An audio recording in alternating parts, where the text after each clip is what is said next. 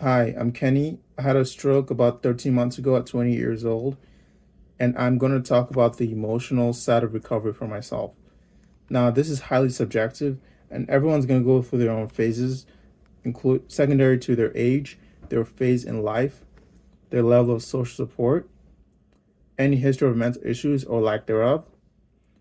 In the beginning, my experience was just everything seemed very highly surreal, very much a what the fuck kind of moment. In the hospital, only thought process that was going through my mind when I was aware or awake, honestly, was just there's no fucking way. For context, I'm very athletic, non-smoker. My blood pressure, if anything, runs lower than normal or than expected for my age. And I was the picture of very much the opposite of what you'd expect a stroke victim or survivor to look like at the time, especially considering my age, weight, level of activity, all of the above. My initial reaction again was what the fuck and just confusion. How? That really is the only phrase to encapsulate what my early thought process was during this entire time. What the fuck?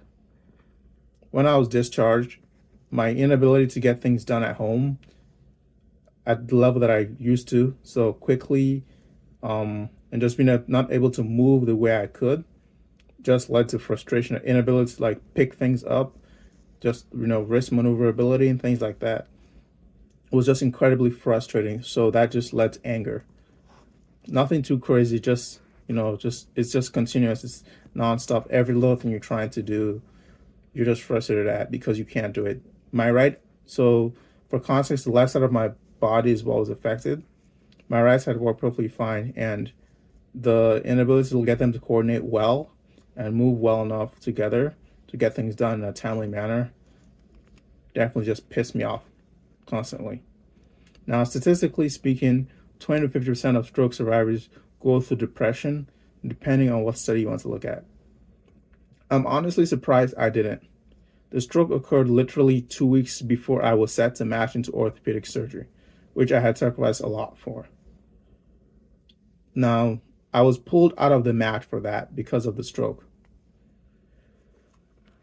And I was visited by a lot of people in the hospital. The initial concern from a lot of my mentors, which is fair, was they were concerned about my feelings about pretty much not being able to do ortho potentially anymore at the time. But unexpectedly, I even to me, I would say that really was not really what I cared about at the time. That just didn't really factor into my thought process at all. Maybe on some level I was repressing that, maybe not. I don't know. I just kind of didn't care at the time because again, I was still partially in that what the fuck mode. And my when I did think, because I was left alone in the hospital for long periods of time, I just really kind of thought like there are more important things in life, right? Like really, what I want to do is get the fuck out of here. Um, so dropping orthopedic surgery was very easy. That was like the least of my worries. I could care less at the time. Now I had no depression when I was home, and none now, but there was definitely sadness for sure. But more so, I would say at my inability to just get things done at a timely speed because I could still do a lot of things, especially over time, especially now, 13 months out. But the speed and the coordination isn't at the level that I want it to be able to get a lot of things done, again, at the level that I want to. And I am a workaholic, so it's very frustrating still, even to this day.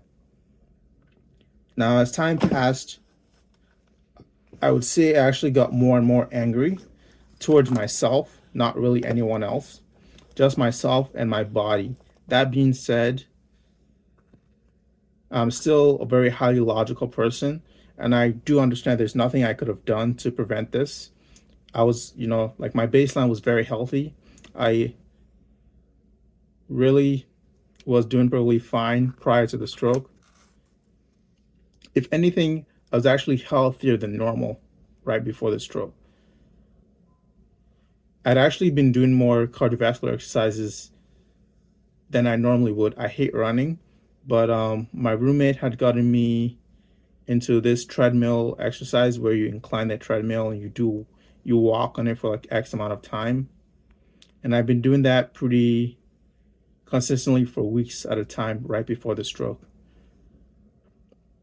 So with all this in context, I can't really be mad at myself, but obviously I'm not happy at the level that I would normally be. I would say one big thing that I do though is, even though I would say I'm still somewhat like angry or negative at myself, my body, in my opinion, for letting me down, even though I kept it at relatively like good level of shape, and did healthy things. I actively go out of my way to make sure that any anger or negativity I feel or thoughts are not projected onto other people, especially because most of them are just there to help me out and they're very friendly and kind, all that stuff. So pre-stroke, again, I had very strong self-esteem, which some might say is ego, but and I'm okay with that. And that's typically perceived negatively, so I'm just gonna go with self-esteem. However, I think a lot of that is actually one of the main reasons why I did not become depressed or anything like that, because of that strong self-esteem and essentially desire to get better and looking at future goals. I never really felt that I was at risk for depression or anything like that. Now, this is very, very highly specific to me. The majority of stroke survivors will probably feel some kind of negative thought process. And keep in mind also that I have no history of any mental disorders or depression or anxiety or really anything. Like my self-esteem, like baseline self-esteem, was through the roof, arguably sometimes too much. So if anything, I have to tone it down sometimes. And all that probably plays a role into why I mentally feel, or at least psychologically feel, great, fantastic most of the time, stroke or not. But I can't speak for everyone. I can only speak for myself. So anyone that is either taking care of a stroke survivor or is a stroke survivor themselves will have to keep that in mind. Everyone's journey and way of phrasing and looking at things is going to be very different. This is just n equals one. So early on, when I first started going to speech therapy, my speech therapist also did some like cognitive therapy slash, I don't know what you call it, let's call it emotional therapy or something like that. And she had a box of tissues with her because she said a good chunk of her clients often would like break down or start crying and things like that. And, she had it next to her just in case. And I remember telling her, like, I'm not gonna need those. And that's fine. I will say that at some point I did expect to not doing therapy, just the entire process of like recovery, especially early on, let's call it the first few months.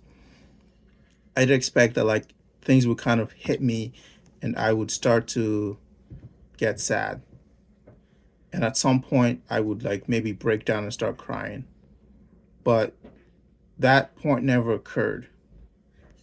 And again, I'm 13 months out, still hasn't occurred. Every once in a while I feel like, okay, maybe it will occur, at some point soon or something. But I've never really got to that point. I do think that everyone has their breaking point where they will break down regardless of who you are, what kind of person you think you are. I think everyone has a different threshold for what they're able to take. Just because I am able to, for example, kind of just ride through this at this time does not necessarily mean that someone else would feel the same way that I do or be as nonchalant or just able to talk about everything with no issues. In fact, I would argue most would not. But I would say a big part of it also has been like the social support that I have, along with great friends that I can talk to at any time. So, yeah.